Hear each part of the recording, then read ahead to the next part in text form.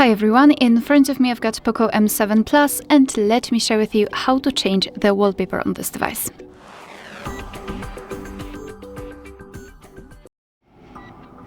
So let's begin with opening the settings, and here we have to scroll and find Personalization.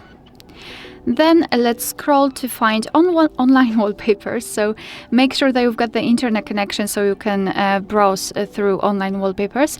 Or if you don't want to download anything, here you've got system wallpapers which are pre-installed on this device, so you can just tap on more, and here you've got pretty options to choose from. But I will pick something from online wallpapers. I'll choose editor's pick. And let me pick maybe this one that's quite cute. So just tap on the specific wallpaper which you'd like to apply, and now as you can see you can change the position of the wallpaper. So just set it like you want to, and then tap on apply in the right upper corner. Now you can decide where you want to set it, so as a lock screen, home screen, both, or you can add it to the wallpaper mix. I'll just set it as both. I don't want to. Now let's go back, and as you can see, the wallpaper has been applied successfully. Alright, so that will be all. Thank you so much for watching. Please hit the subscribe button and leave the thumbs up.